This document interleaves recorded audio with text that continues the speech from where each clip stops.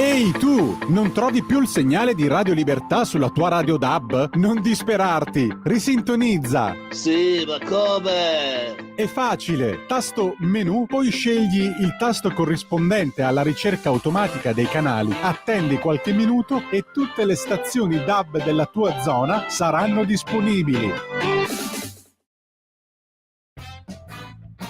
Va ora in onda Spazio Più. Buon pomeriggio e buon ascolto a tutte le gentili ascoltatrici e gentili ascoltatori dello Spazio Più da Radio Libertà del martedì pomeriggio. Oggi in un clima caldissimo sono riuscito appunto a venire qua negli studi, però prima di arrivare agli studi ho fatto il mio passaggio dal vecchio fico di via Bellerio 41, perché ricordo appunto a chi ci ascolta che questa trasmissione avviene appunto da via Bellerio 41, perciò la procura competente è quella di Milano, laddove appunto venisse ravvisata qualche ipotesi di reato relativa alla diffamazione a mezzo stampa, sappiate che io questo eventuale reato lo sto commettendo da via Bellerio Carlo 41 a Milano e non appunto da Monza. Perciò se qualcuno ha qualcosa da dire contro le mie affermazioni si rivolga direttamente alla Procura di Milano. Questo tanto per chiarire, tanto me ne è bastato uno di processo, mi è bastata una condanna e mi avanza pure, insomma, anche perché è una condanna che assolutamente io non meritavo, ma a causa di un avvocato che non ha saputo fornire, il mio avvocato che non ha saputo fornire quelli che erano gli estremi che mi qualificavano per un rappresentante sindacale, non solo un giornalista, appunto in pratica il Tribunale di Monza prima e poi quello di Milano m'hanno voluto condannare, una condanna appunto a livello di una multa. Avevano provato a chiedere, la procura, il procuratore della pubblica accusa aveva provato a chiedere una condanna a 8 mesi di galera, invece mi hanno dato prima 3.000 euro di multa e poi me ne hanno ridotti a 1.500. Ecco perché vi faccio questa premessa, perché oggi io vi devo riparlare della Bolkestein, vi devo riparlare di quella che è la problematica appunto di questa direttiva europea appunto del signor Fritz Bolkestein, che in pratica mette di nuovo in croce, se appunto fosse di nuovo, se passasse il DDL che il sottosegretario Bitonci ha presentato e che dovrebbe andare in discussione appena la politica, il Parlamento si rimette in movimento.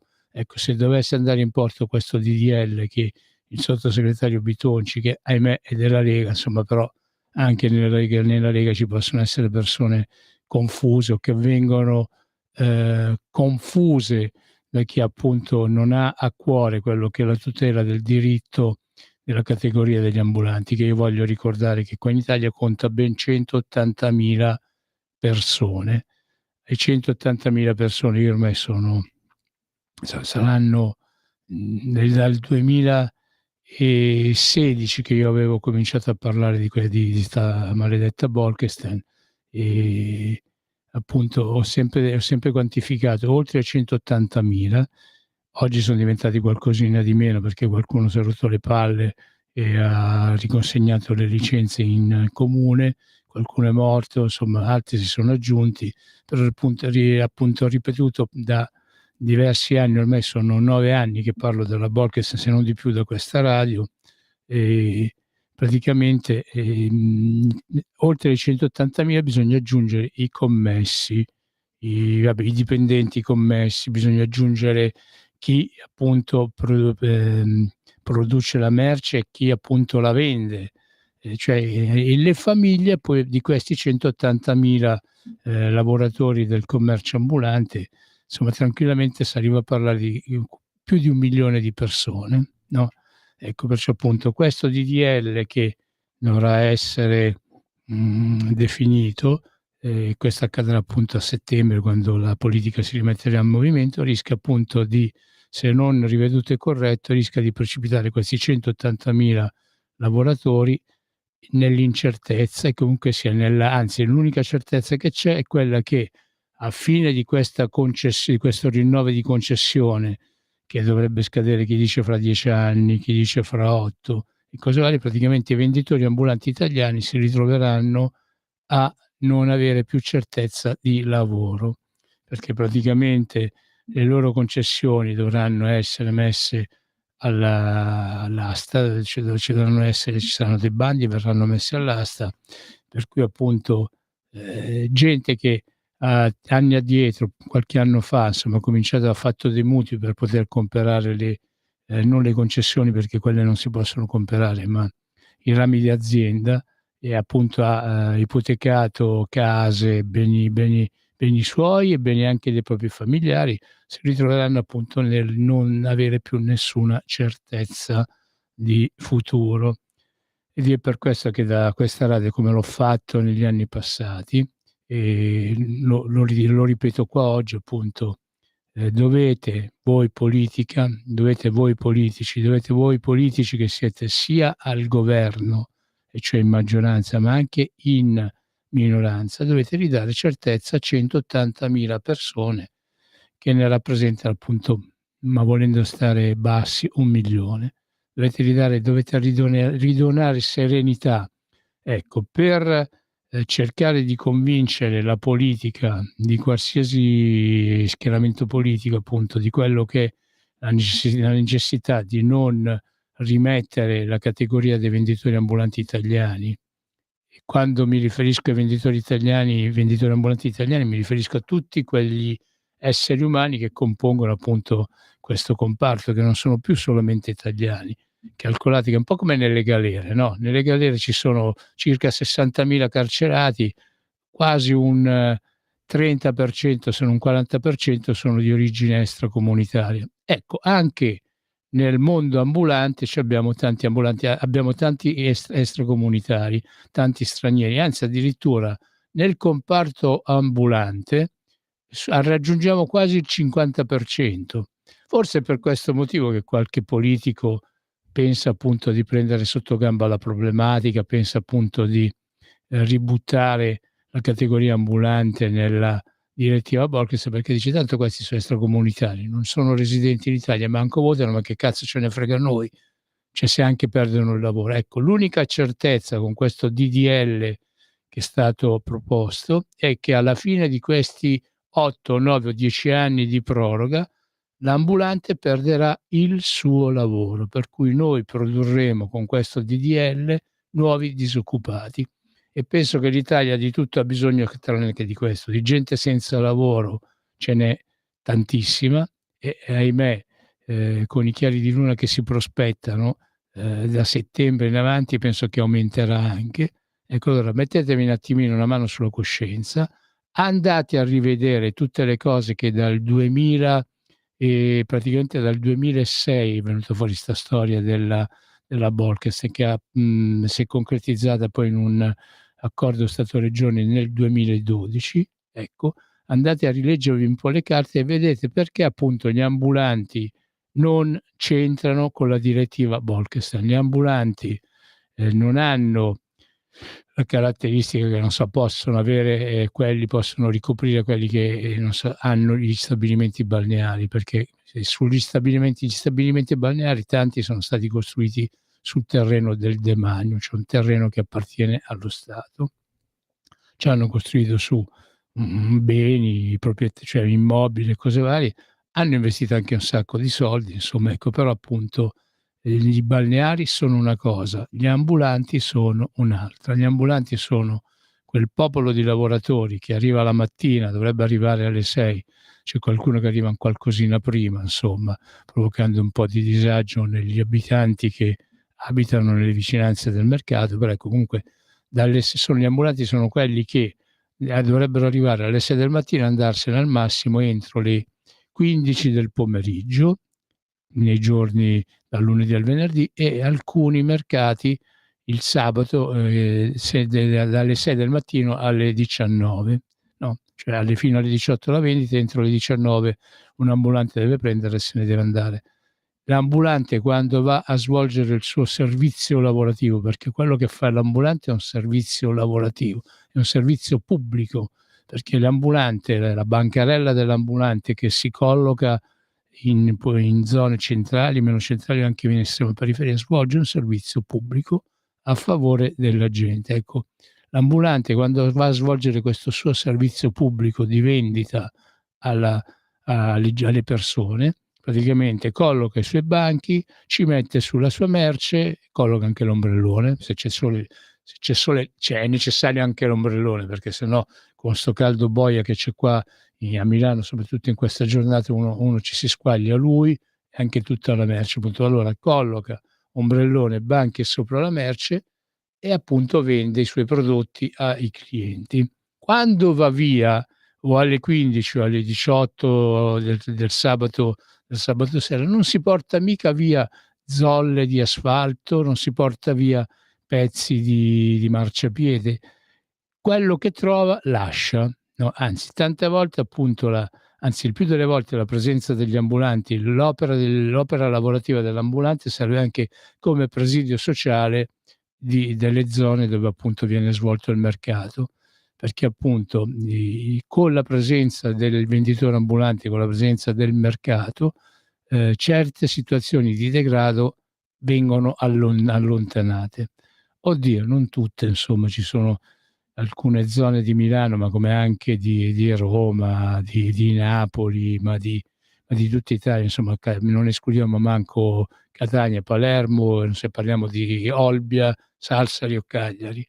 Alcune zone appunto in pratica di queste città che ho nominato poc'anzi, appunto sono, grazie alla presenza, appunto al presidio sociale che svolgono gli operatori ambulanti, un po' di pulizia almeno durante l'ora di lavoro la ritrovano, salvo poi dopo ritornare punto a capo come prima, oppure ce ne sono alcune invece che non hanno questo privilegio perché mancano quelle che sono le forze di polizia per queste cose, e la polizia locale, il settore anonario che dovrebbe essere preposto. Non in tutte le città, non in tutti i paesi italiani appunto c'è questo personale, che è un po' il problema che attanaglia un po' anche altri settori lavorativi. Noi ogni giorno sentiamo parlare di problematiche, per esempio, ecco, delle prigioni. Ecco, perché voi mi chiederete perché questo ogni due per tre parla di prigioni, perché da Radio Libertà io sono stato quello che ormai da penso 6 anni ha dato vita a una trasmissione il venerdì pomeriggio che si interessa prettamente delle galere italiane e soprattutto delle galere, ma dalla parte di quelli che ci lavorano, no? E poi mi riferisco appunto agli agenti della polizia penitenziaria, quelli che sono gli educatori, gli assistenti sociali, gli psicologi, gli psichiatri, che dovrebbero appunto far svolgere il loro lavoro nelle prigioni, che chiaramente ogni giorno vivono delle situazioni molto particolari perché sono in carenza di organico. Ecco, anche i mercati settimanali scoperti, ma da Vipiteno a Canicattì, isole comprese, anche come isole comprese ci mettono dentro anche la Sardegna, appunto, hanno certe problematiche che non riescono a essere risolte perché anche in questo settore c'è la carenza d'organico di quelli che sono appunto gli operatori preposti, gli addetti preposti all'opera, per esempio, di sorveglianza di quelle che sono la regolarità delle licenze delle persone che dietro i banchi lavorano, ma anche appunto di quelli che regolari non sono e che sono abusivi, che si mettono a vendere in mezzo ai mercati. Cioè succede appunto che noi troviamo dei mercati in tutta Italia dove a fianco al venditore ambulante regolare che paga tanto di tasse, che versa tutto quanto è dovuto allo Stato italiano, ci sono quelli che invece vanno lì, non pagano una mazza, mettono le loro merci, le vendono al prezzo che vogliono, tanto a loro non devono pagare né tasse d'occupazione pubblica, né tasse su utili, cose varie. Quelli possono vendere il prodotto che un venditore ambulante vende, che ne so, a €1, loro lo possono vendere a 1 centesimo. Per loro è tutto guadagno. Ecco, ripeto appunto, queste situazioni di degrado, queste situazioni di abusi potrebbero essere risolti dallo Stato come? Facendo lavorare la gente.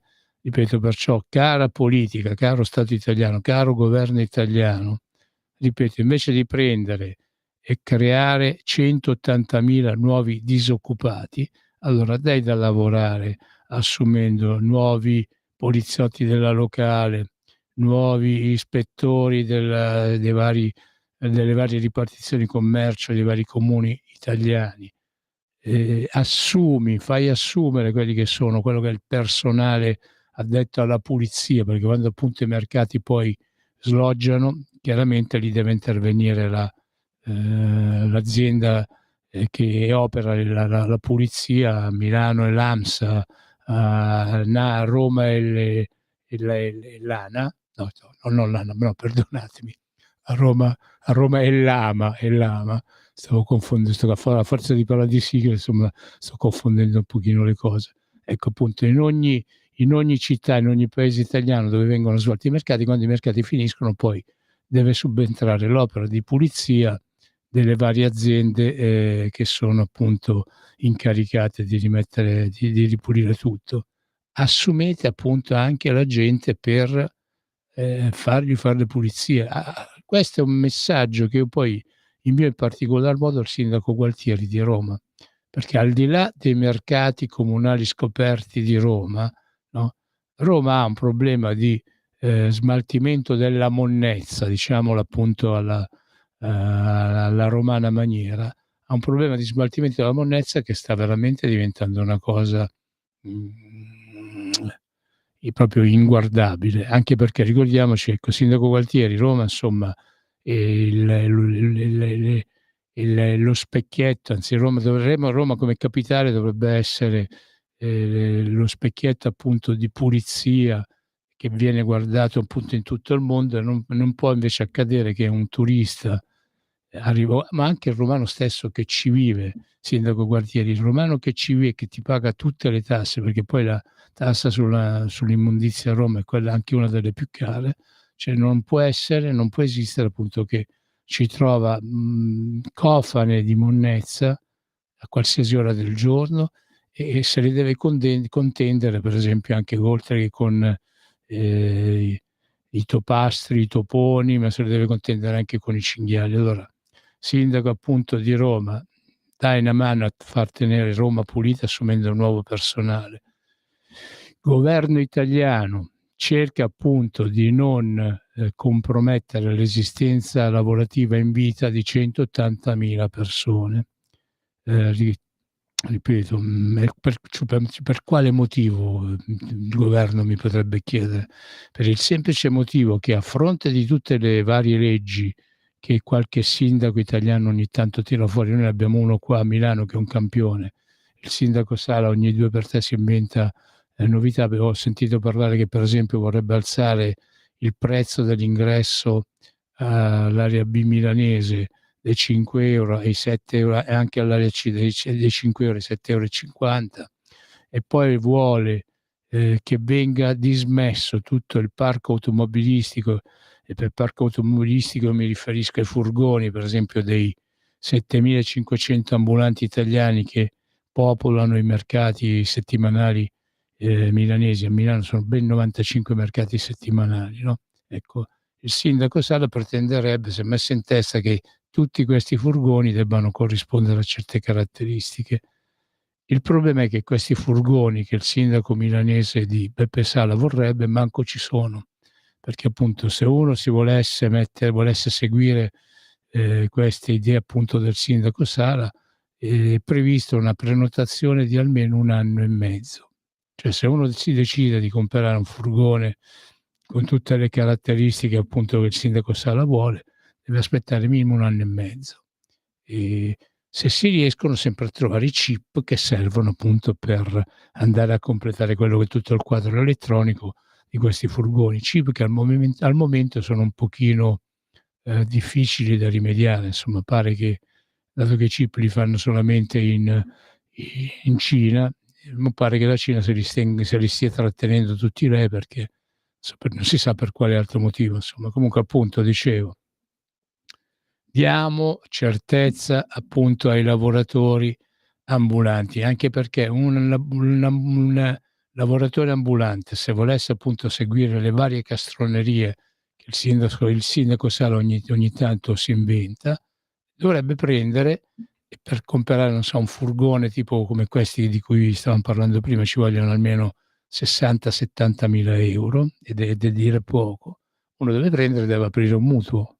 Cioè se uno va in banca e va appunto a chiedere un mutuo, se gli chiedono appunto ragione del suo lavoro e appunto e viene fuori che questo è un lavoro che ormai non è più sicuro, è un lavoro a termine, ma chi te lo dà un finanziamento? Chi è quello che ti dà un finanziamento appunto su un'attività lavorativa che si sa essere a scadenza? È un'attività lavorativa che appunto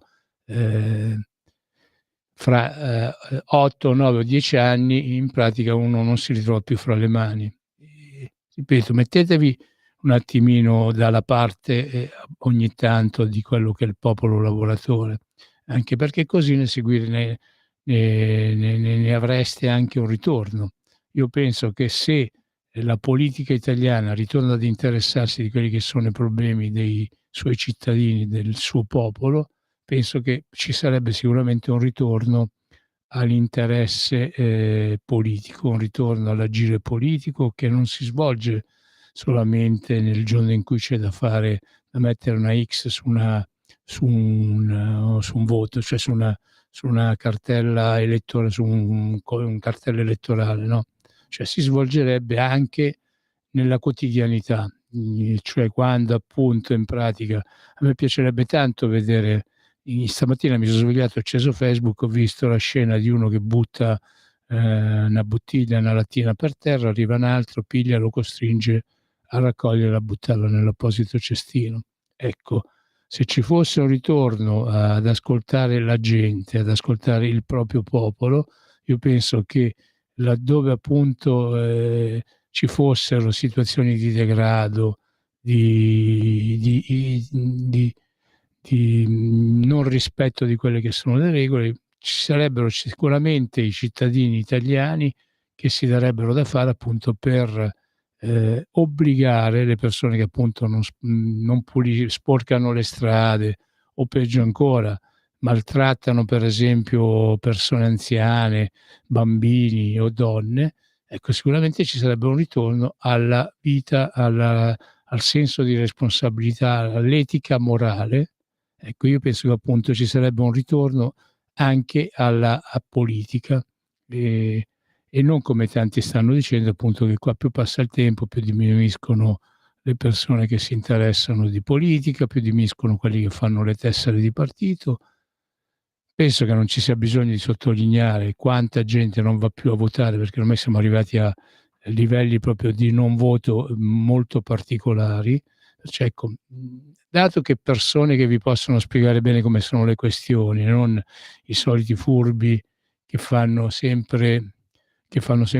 sempre solamente ai loro affari, che è qua che entriamo nel campo che per me potrebbe essere minato, che è quello appunto della diffamazione a mezzo stampa. Ecco, io tempo fa ho preso una denuncia e sono stato per questo condannato perché ho detto che c'era una persona a Milano, che c'era un'associazione a Milano, ma in Italia, e non è una sola, ce ne sono svariate, che appunto invece che pensare alla difesa della categoria che ad esse si associano, cioè i lavoratori che si associano a queste associazioni, pensavano solo ai fatti loro. Certe associazioni sindacali sono diventate solamente delle agenzie che pensano a vendere dei servizi, ma non fanno più tutela sociale. Io oggi ho deciso di ricominciare su questa strada qua, anche perché, mi perdoni l'ascoltatore che è in linea, ma appunto il 14 settembre 2023, perciò fra poco, alle ore 10:30 in Piazza dei Santi Apostoli a Roma ci sarà una manifestazione dove il popolo ambulante ritornerà a far sentire la propria voce.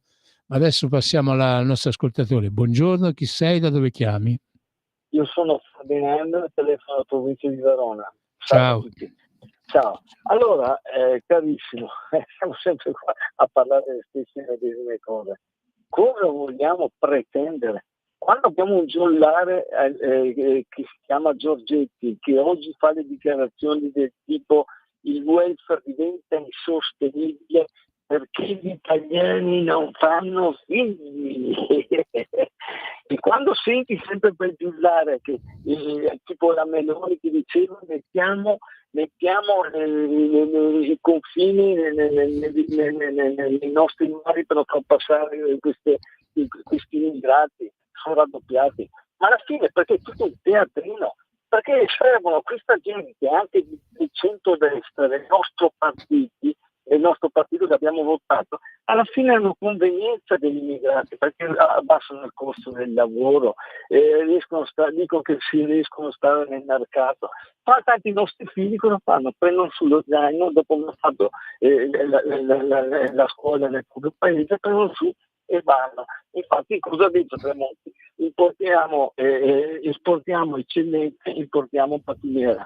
Allora, da questo principio di cosa vogliamo ragionare? Abbiamo messo su questi giullari che prima dicevano una roba e adesso ne fanno un'altra. Partendo dai Zaia e dagli avanti. Ma di cosa vogliamo andare avanti? Senti, io ti ho fatto dire la tua. Giorgetti, oltre che essere un giullare, però è il ministro dell'economia. Tu comunque sia fai riferimento a Tremonti è il presidente dell'Aspes. Io prima appunto di affibbiare titoli, aggettivi uno presso l'altro, ti inviterei però appunto a fare uno screening, a guardare anche con internet si può vedere tutto. Io ho mia moglie che appunto appena dico qualcosa va subito su internet e comincia a leggere migliaia di documenti. Ecco, Tremonti è quello che appunto è il presidente dell'Aspes e comunque Tremonti era quello che ha dato avvio a certe porcherie appunto che l'Unione Europea di volta in volta ci propone e ci ripropone. Io infatti prima quando parlavo della Bolkestein mi riferivo a tutta la politica, ho fatto la precisazione, sia di maggioranza che di minoranza. Ripeto, perché tante volte i politici non sono nemmeno cattivi e che se arriva il primo tizio che gli dice guarda io ho l'associazione maggiormente rappresentativa, perché non conta solo le tessere degli associati, degli lavoratori che fanno la tessera per essere da lui rappresentati, ma ci mette in mezzo anche i dipendenti, no? Io le ho viste perché poi ci soggirano i filmati, ho visto assemblee fatte da certe associazioni dove ci sono tutti quanti i dipendenti, oltre appunto a sparuti gruppi, per esempio, di venditori ambulanti che arrivano però da tutti spesati, che arrivano da tutte le varie province, regioni e regioni italiane. Capito? Perciò appunto ci sono tanta politica viene mal consigliata, ma adesso vi invito ad attendere un attimo perché abbiamo la pubblicità. Ehi tu, non trovi più il segnale di Radio Libertà sulla tua radio DAB? Non disperarti, risintonizza. Sì, ma come? È facile, tasto menu, poi scegli il tasto corrispondente alla ricerca automatica dei canali, attendi qualche minuto e tutte le stazioni DAB della tua zona saranno disponibili. Stai ascoltando Radio Libertà, la tua voce libera, senza filtri né censura. La tua radio. stai ascoltando Radio Libertà, la tua voce libera, senza filtri né censure, la tua radio.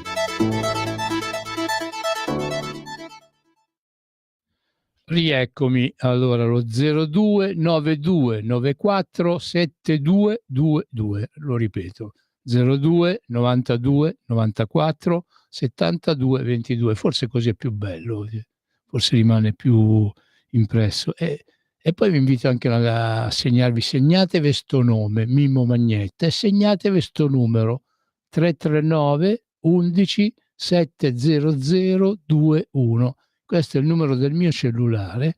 Chi vuole a fine di trasmissione può chiamarmi e dirmi cosa ne pensa lui, per esempio, riguardo a questa storia della Bolkestein, questa storia della manifestazione che il 14 settembre 2023, perciò parliamo proprio fra pochi giorni, alle ore 10:30 si terrà in Piazza dei Santi Apostoli a Roma.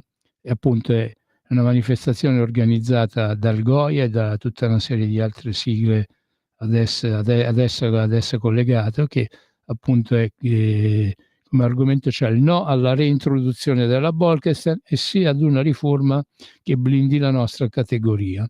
E questo dice il post che appunto il GOI, il gruppo organizzato indipendenti ambulanti, ha postato su Facebook o sui vari social. Ripeto, il 14 settembre 2023 alle ore 10:30 in Piazza dei Santi Apostoli a Roma. Anche io, Mimo Magnetta, ci sarò. Io non ho mai mancato a nessuna manifestazione organizzata a difesa appunto dei lavoratori ambulanti e ci sarò anche io qua. Insomma, io come al solito sarò là, anche se le motivazioni che spingono me appunto a partecipare a questa cosa sono un pochino più c'hanno qualche particolarità in più. Comunque insomma, quella che mi interessa principalmente, il motivo per cui appunto io parteciperò a questa manifestazione, è quella del no alla reintroduzione della Bolkestein, e penso che sia doveroso per ogni singolo ambulante italiano parteciparci, perché appunto qua è in gioco veramente il futuro dell'attività lavorativa del settore ambulante. Ripeto, se venisse reintrodotta la Bolkestein, finito questi rinnovi, perché alcuni dei rinnovi li hanno già ottenuti, delle concessioni, altri no, però appunto finita questa proroga, poi è finita, capito? Perché poi dopo non ci sarà più trippa per gatti, come si dice a Roma.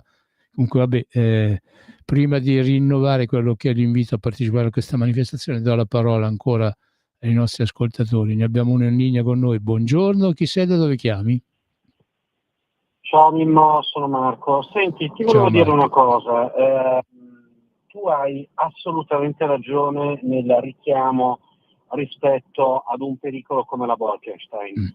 Però è un richiamo che noi dobbiamo fare a questo governo, che voglio dire, io posso anche dissentire in modo parziale con l'ascoltatore di prima, però su molte cose ha comunque ragione.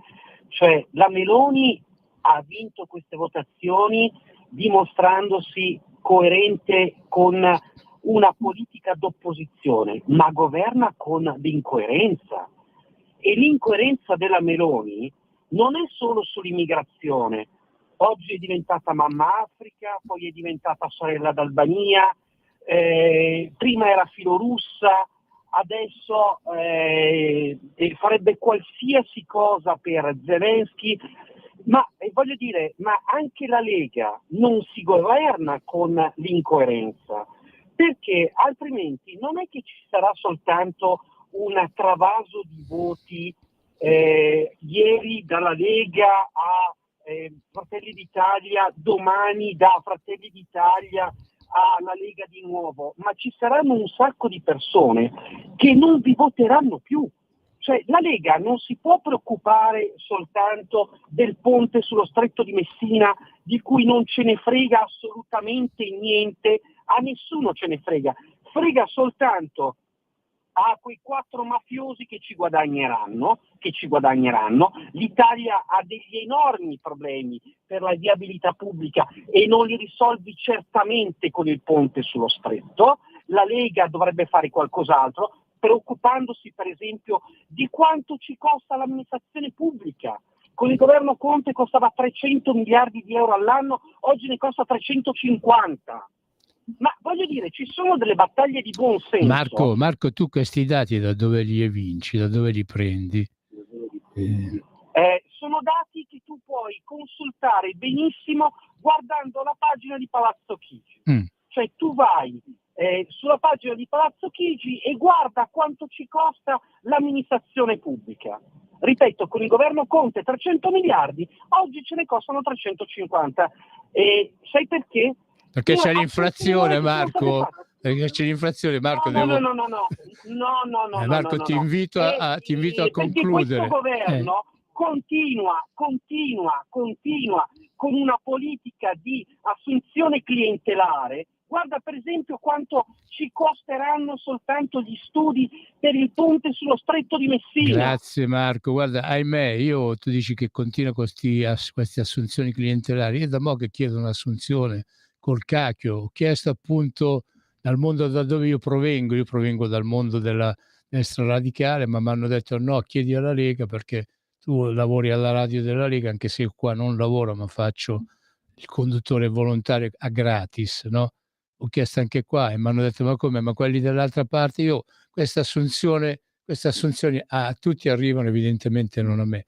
Forse perché io non faccio parte di qualche famiglia, cioè se avessi fatto parte della famiglia o di Giorgia o di qualcun altro forse qualcosa m'arrivava, però ognuno ha quel che si merita evidentemente. Io dico una cosa solamente, che il ponte, mo potrà piacere a qualcuno, non piacere ad altri, sicuramente piacerà di meno a quelli della famiglia Caronte che sono i traghettatori di oggi, no, però evidentemente, ehm, alla Sicilia potrebbe servire, come anche alla Calabria. È chiaro che appresso al ponte ci deve essere anche un riordino di quella che è la viabilità in Sicilia, perché, m'è giunta notizia l'altro giorno della morte di 3 poliziotti penitenziari che avevano finito il loro servizio, a Catania, al carcere di Catania e sono morti appunto in 3. Le strade della Sicilia sono un tantinello una schifezza insomma, ma com'era prima anche la Salerno-Reggio Calabria che poi dopo in un botto è diventata più accettabile. Però ecco, ora c'è un altro ascoltatore. Okay.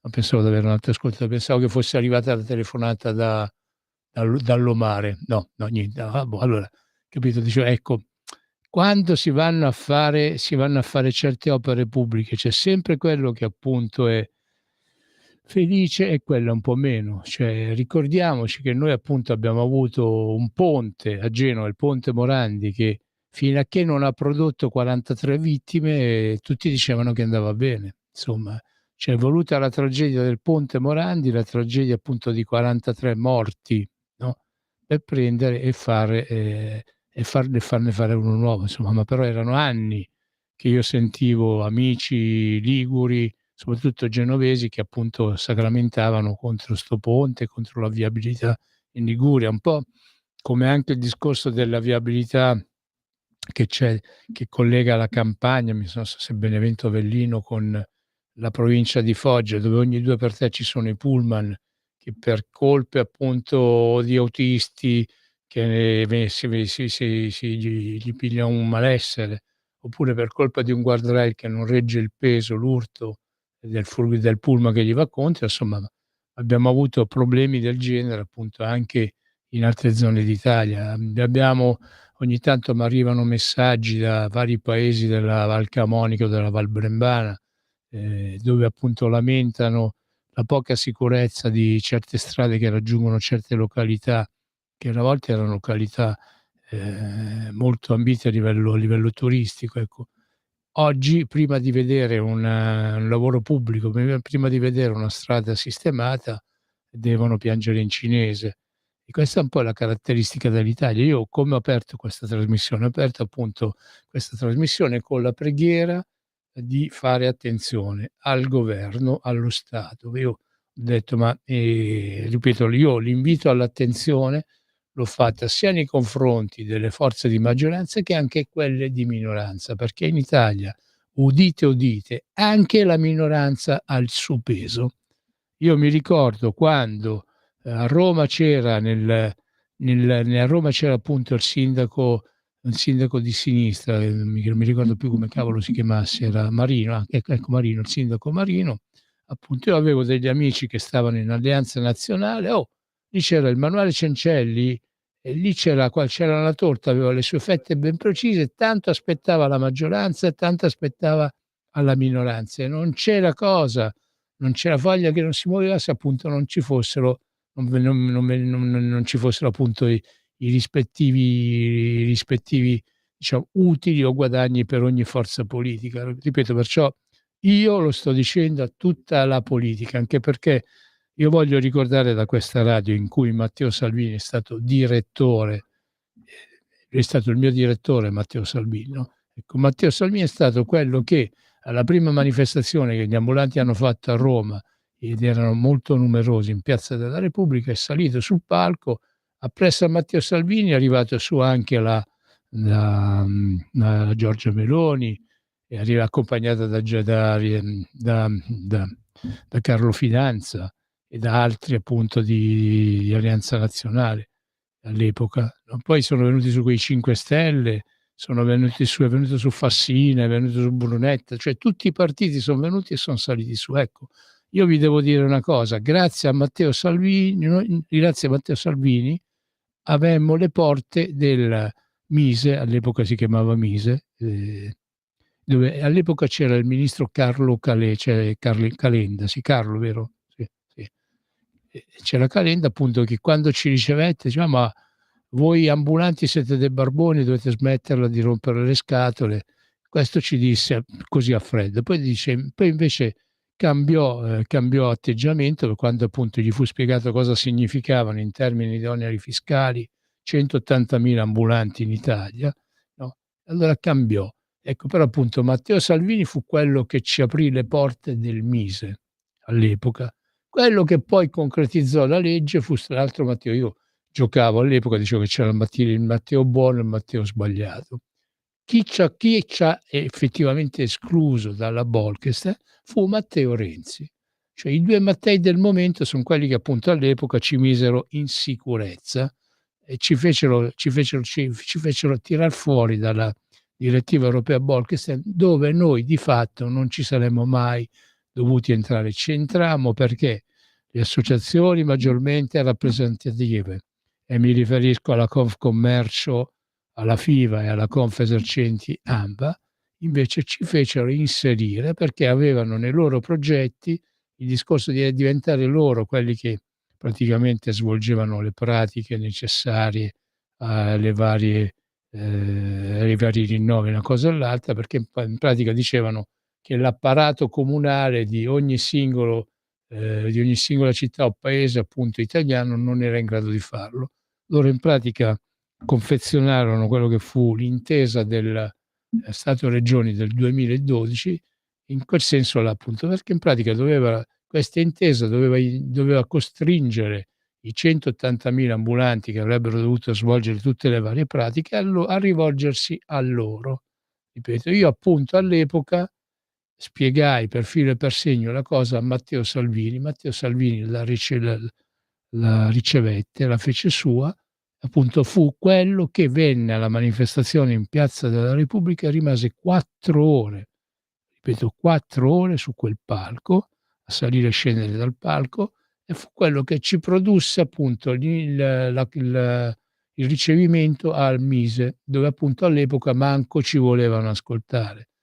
Io mi ricordo che l'allora ministro Calenda, dato che ci giudicava dei pezzenti, comunque poca roba, praticamente ci fece ricevere da un alto dirigente, da una donna del ministero appunto, e noi gli dicemmo: noi vogliamo parlare col ministro.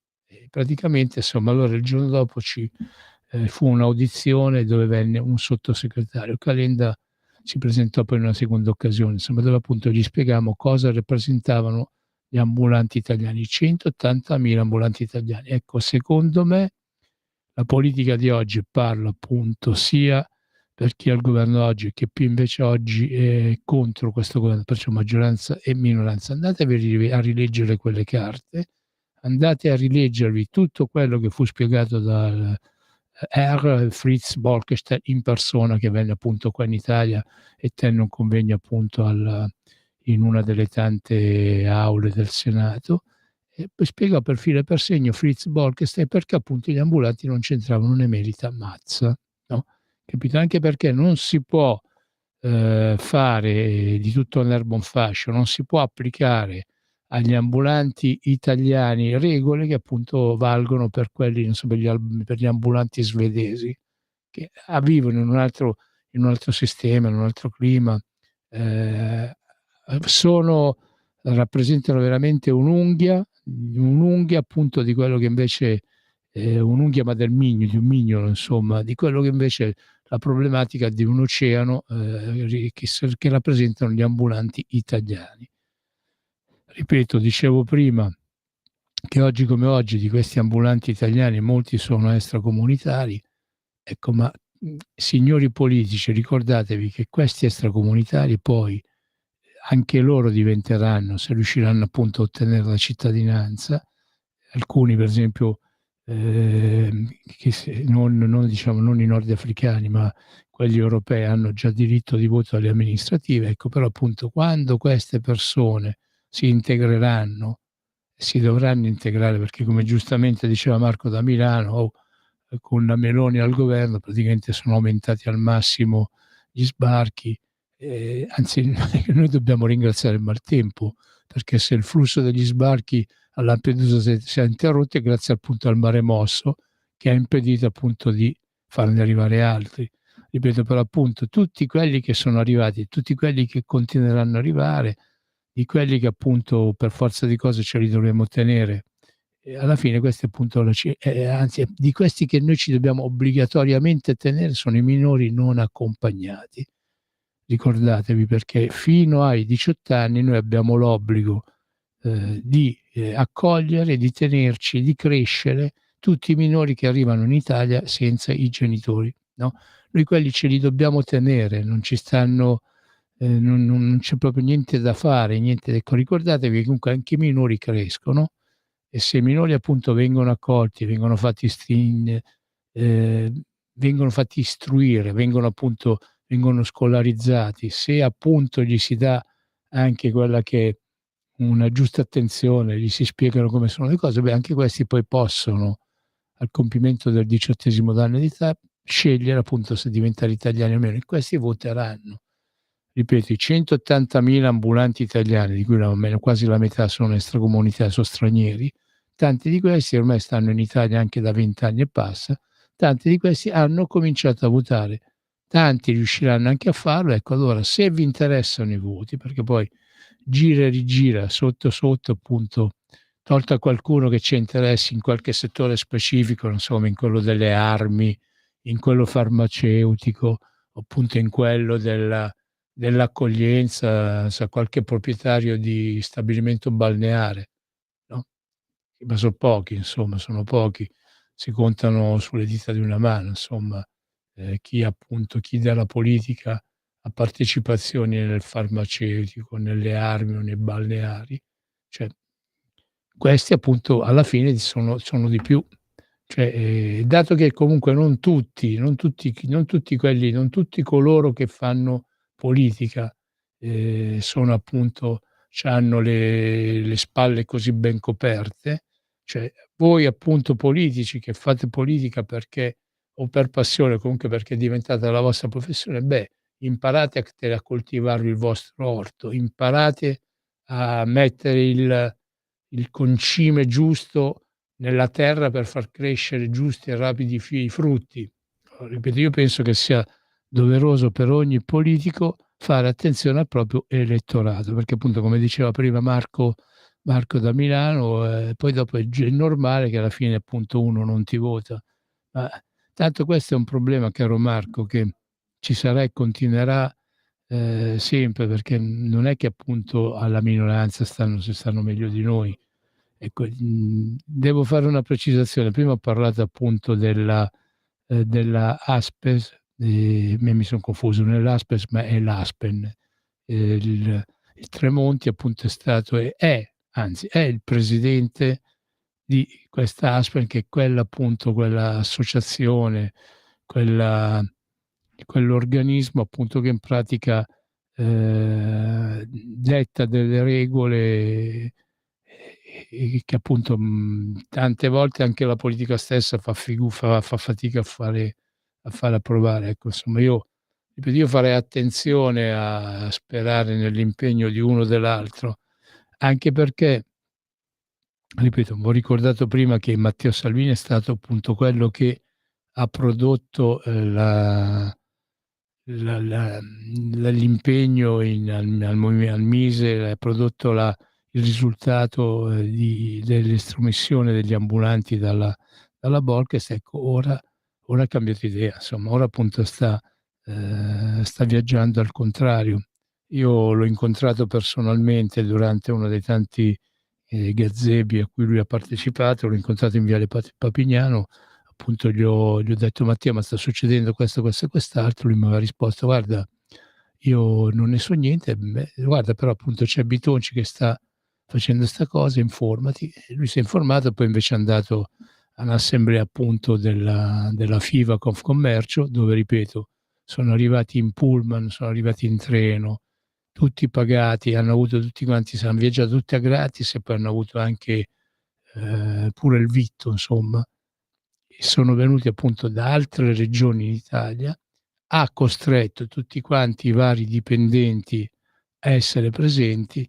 Ripeto, io ora il 23 appunto di settembre, cioè no, perdonatemi, il 14 di settembre appunto io parteciperò a questa manifestazione che si terrà a Roma in Piazza dei Santi Apostoli alle ore 10:30, e io penso che lì, indipendentemente dai numeri degli ambulanti che parteciperanno, comunque quelli sono ambulanti veri, ambulanti convinti, ambulanti che vengono mettendoci del loro. Tutti quelli che verranno il 14 settembre prossimo a Roma ci verranno tirando fuori i soldi di tasca loro, e non perché appunto c'è l'associazione che gli mette a disposizione i pullman, i treni, e che gli offre anche la pizza o che ne so, il pranzo o la cena. Ecco, quelli che appunto saranno a Roma, quelli sono gli ambulanti veri. Ripeto, io sono curioso di vedere quanti appunto ambulanti accoglieranno questo invito alla lotta, perché appunto in pratica da questo che poi dipende anche il futuro della categoria.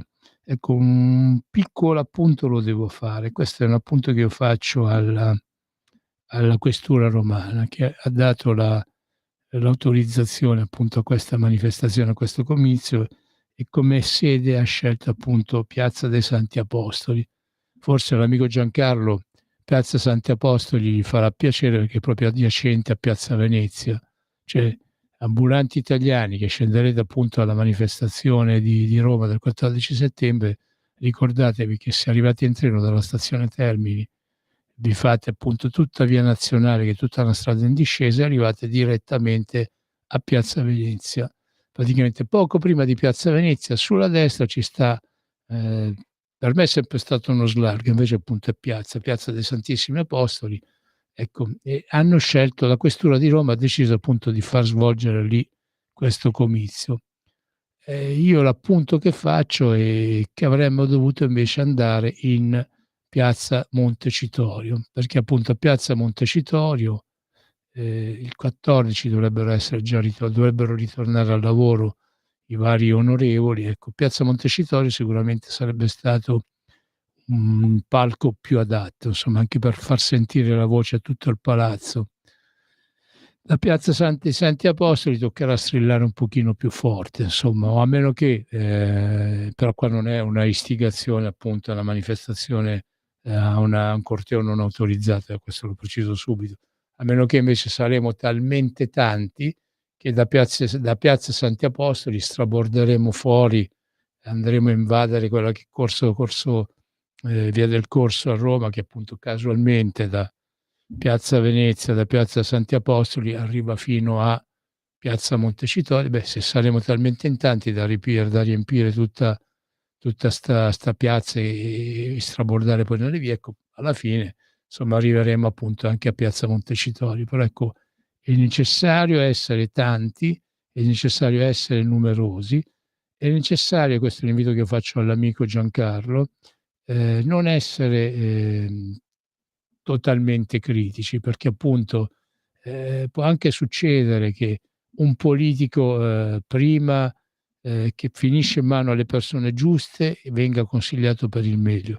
Se poi finisce in mano a persone che hanno sempre guardato all'interesse proprio, all'interesse del gigante d'argilla che loro appunto in pratica gestiscono, perché ci sono appunto associazioni che sono veramente gigantesche. Io al confronto col mio più sono veramente una formica. Io poi peraltro il mio più l'ho messo un attimino in sonno, perché secondo me la strategia del momento non è tanto quella di portare avanti le istanze di un'associazione anziché dell'altra. Appunto, qua c'è stato un fiorire di situazioni un po' in tutta Italia, dal nord al centro al sud, in cui invece di fare difesa sindacale della categoria, si sono un po' tutti quanti messi a fare i mercati o gli eventi. Ecco, io gli eventi, a me piacerebbe anche a me fare gli eventi, insomma, però appunto la cosa principale è quella della difesa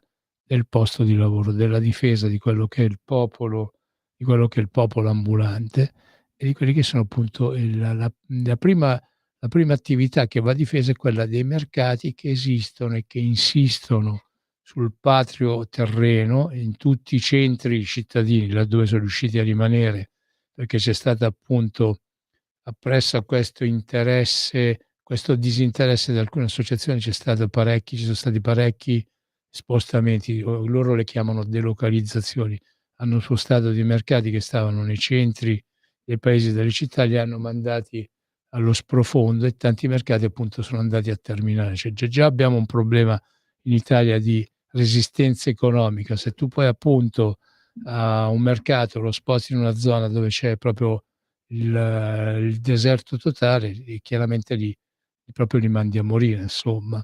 Ripeto, appunto, abbiamo tanti problemi, dobbiamo sopravvivere a quella che è una crisi che è stata terribile, che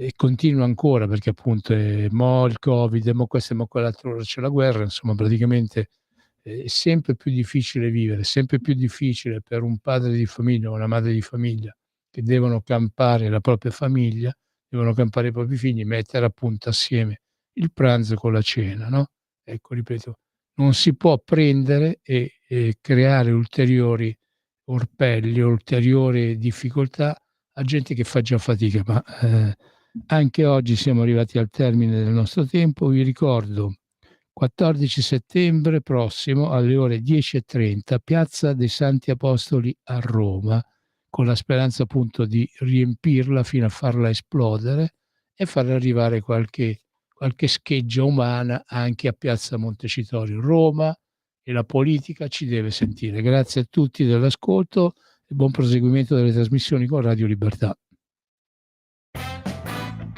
Avete ascoltato Spazio Più.